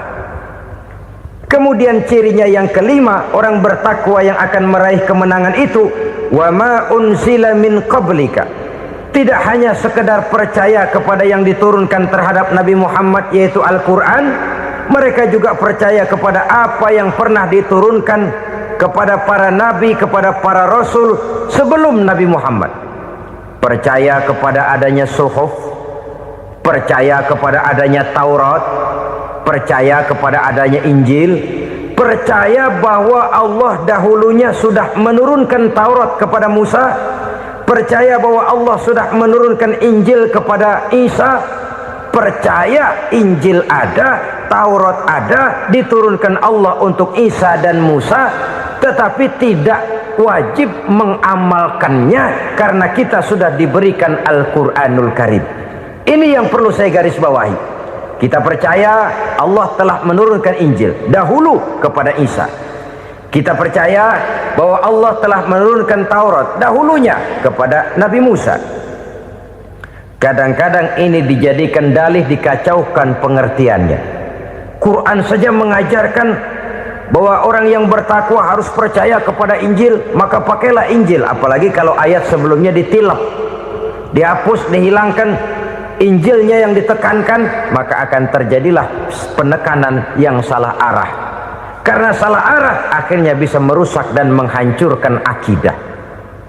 Ketika Rasul suatu saat pernah ditanya orang, "Ya Rasul, bagaimana sikap kita sebagai muslim terhadap Injil yang ada sekarang?" Beliau menjawab, "La tukadzibuhu jami'an wa la tusaddiquhu jami'an." Jangan didustakan seluruhnya, jangan juga dibenarkan semuanya. Artinya, ini sudah merupakan gambaran dari Rasul bahwa dalam Injil yang ada sekarang masih ada ajaran-ajaran tauhid yang dibawa oleh Nabi Isa dan diajarkan kepada umatnya. Tapi juga dalam Injil yang sekarang ini sudah terkena intervensi dan investasi manusiawi. Karena itu Rasul menyimpulkan, la tukadzibuhu jami'an wa la tusaddiquhu jami'an. Jangan didustakan semua, jangan dibenarkan seluruhnya. Kita memang percaya Allah telah menurunkan Injil kepada Nabi Isa dulu, tapi kita tidak wajib mengamalkan Injil. Kita percaya Allah telah menurunkan Taurat kepada Nabi Musa, tapi kita tidak wajib mengamalkan kitab ajaran Taurat. Yang wajib kita percayai dan kita amalkan hanyalah Al-Quranul Karim. Kenapa? Oleh karena baik yang ada di dalam Taurat, baik yang ada di dalam Injil, tentu tercakup di dalam Al-Quran sebagai kitab terakhir yang diturunkan oleh Allah Subhanahu wa ta'ala. Dan itu wajar.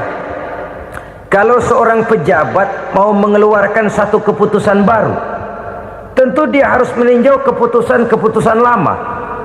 Andai kata dianggap tidak berlaku, dianggap tidak relevan lagi, maka keputusan-keputusan lama itu tentu sudah dianggap tidak berlaku. Sebagian daripada aturan-aturan dalam keputusan lama yang masih dianggap relevan tercantum dalam keputusan baru yang wajib diamalkan. Begitulah hubungannya antara Al-Quran, Taurat, Zabur, dan Injil. 4 kitab samawi yang diturunkan Allah masing-masing kepada Zabur untuk Nabi Daud, Taurat untuk Nabi Musa, dan Injil untuk Nabi Isa alaihi wassalatu wassalam. Ketiga-tiga kitab itu kita percayai adanya. Kita yakini Allah telah menurunkan Zabur, Taurat, dan Injil, tapi kita tidak wajib mengamalkannya. Yang wajib kita mengamalkannya sekarang ini tidak lain hanyalah Al-Quranul Karim saja, karena ia mencakup apa yang ada di dalam Zabur, apa yang ada di dalam Taurat, dan apa yang ada di dalam Injil. Keotentikannya bisa dipertanggungjawabkan.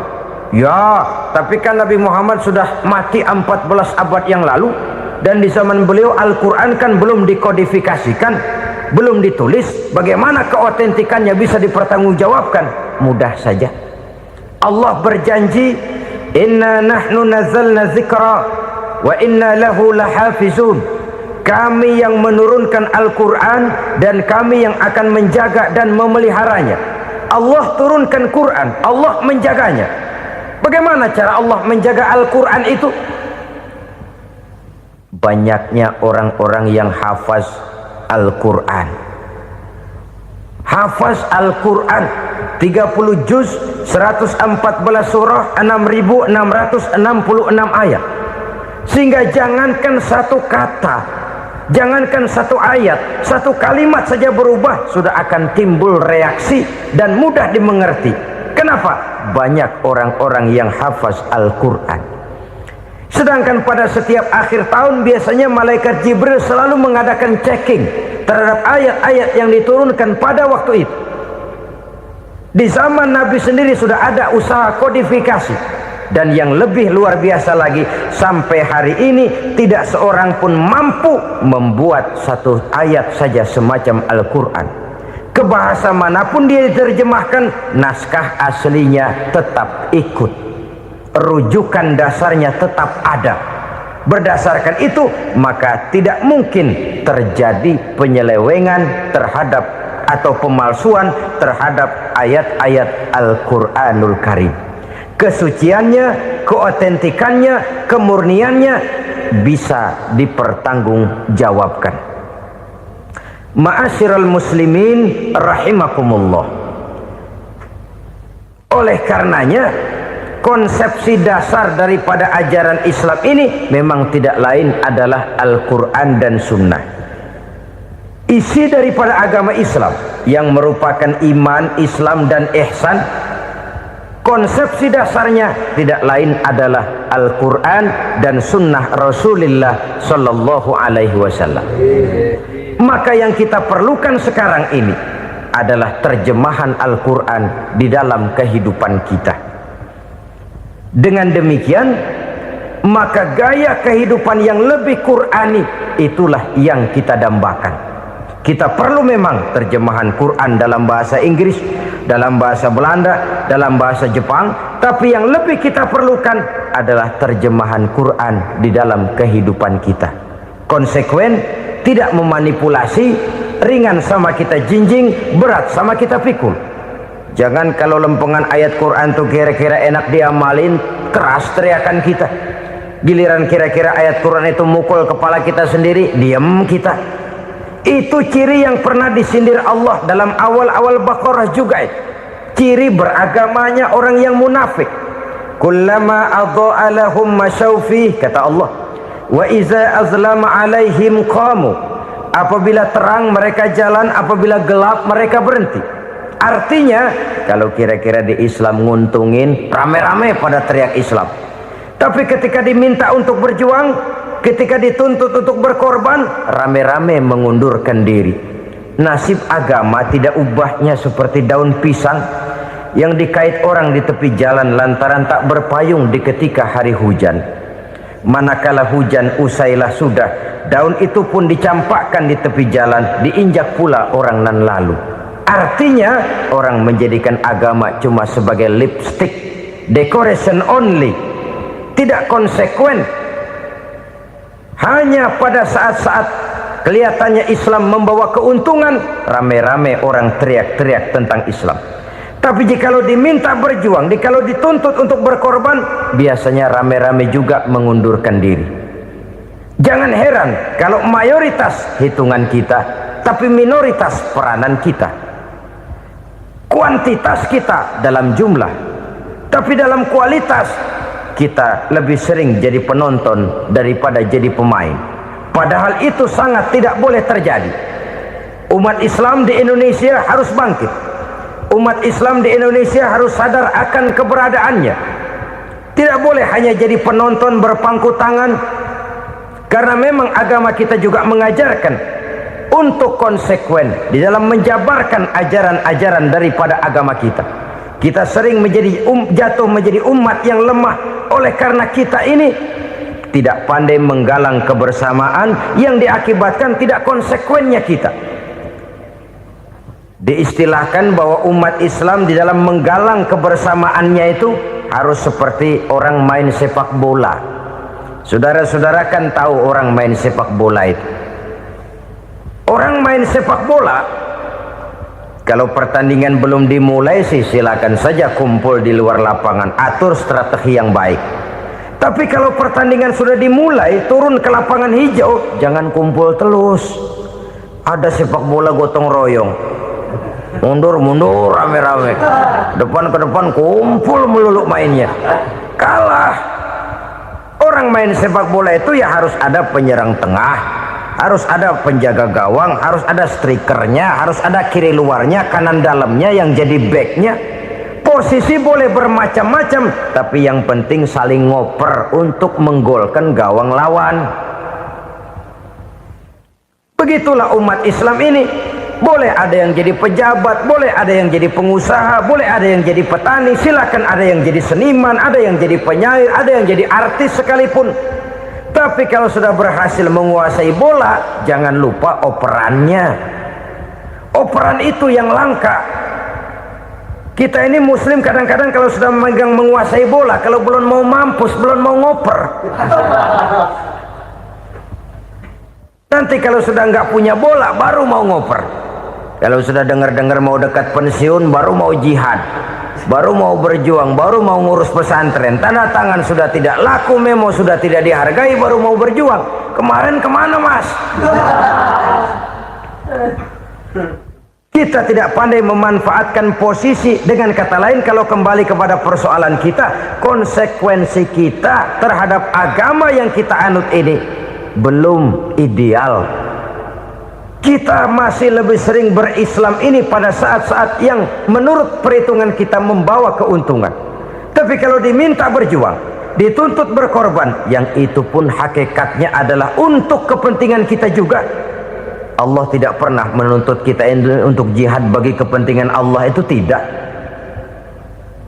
Berjuang menegakkan agama Allah, apakah untuk kepentingan Allah? Tidak. Untuk kepentingan kita.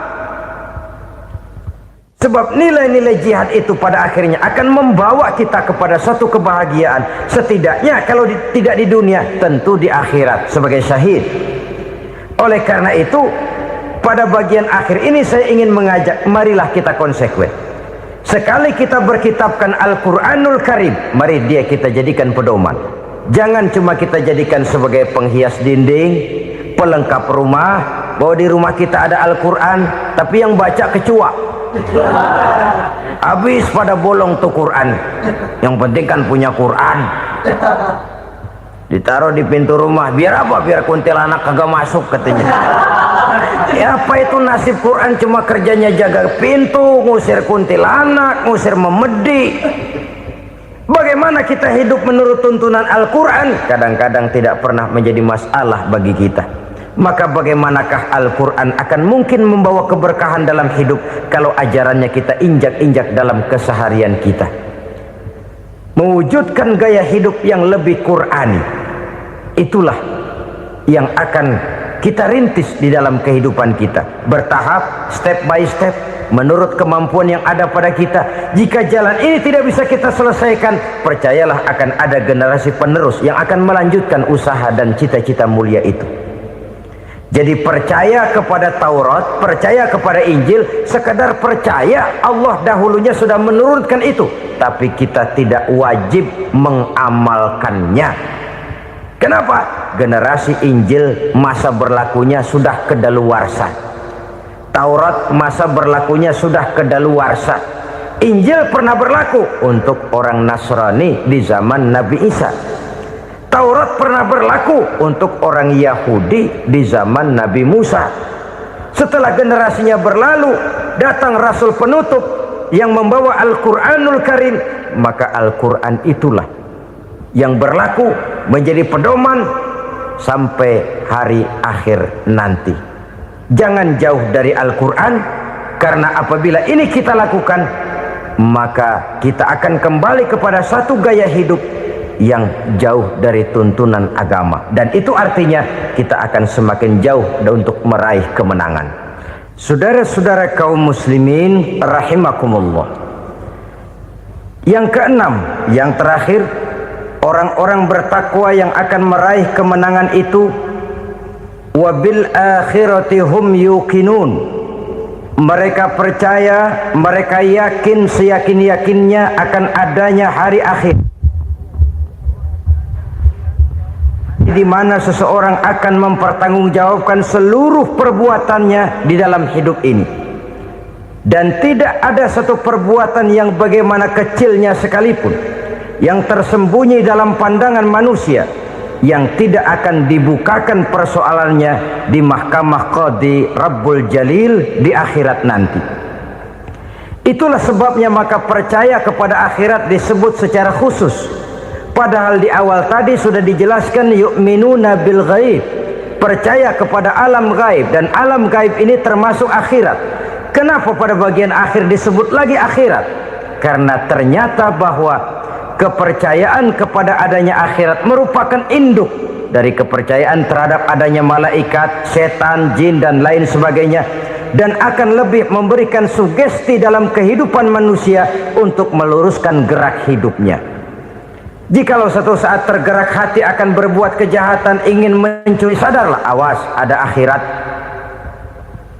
Sebab kalau kita cuma teriak awas ada polisi, itu cuma tertunda sementara, begitu polisi meleng, embat. Kalau kita ingin berbuat jahat cuma berteriak awas ada hansip, cuma sementara ketika hansip itu ada. Tapi kalau ceritanya awas ada akhirat, mau menyeleweng awas ada akhirat, mau berjudi awas ada akhirat, mau mencuri awas ada akhirat. Keyakinan yang akan meluruskan gerak hidup manusia sehingga gerak itu jadi lebih terarah dan terkontrol, tidak merugikan baik diri sendiri, lebih-lebih orang lain. Ternyata bahwa kepercayaan kepadanya adanya hari akhirat sanggup menjadi sumber daya kontrol dari kehidupan manusia, sehingga ia tidak terjebak dalam perbuatan maksiat dan munkarat. Saudara-saudara kaum muslimin, inilah saja yang kita bicarakan pada pertemuan kali ini. Semoga Allah subhanahu wa ta'ala memberikan kekuatan zahir dan batin kepada kita untuk dapat meraih kemenangan dengan beriman kepada yang gaib, mendirikan solat, membelanjakan sebagian dari rezeki yang diberikan Allah, percaya kepada Al-Quran, beriman kepada kitab-kitab yang diturunkan sebelum Al-Quran, lalu meyakini adanya hari akhirat. Terima kasih atas segala perhatian, mohon maaf atas segala kekurangan. Usikum wa nafsi bitaqwallah. Wassalamu alaikum warahmatullahi wabarakatuh. Waalaikumsalam warahmatullahi wabarakatuh.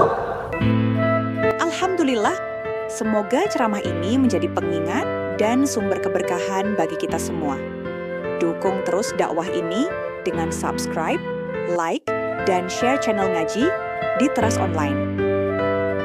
Wassalamualaikum warahmatullahi wabarakatuh.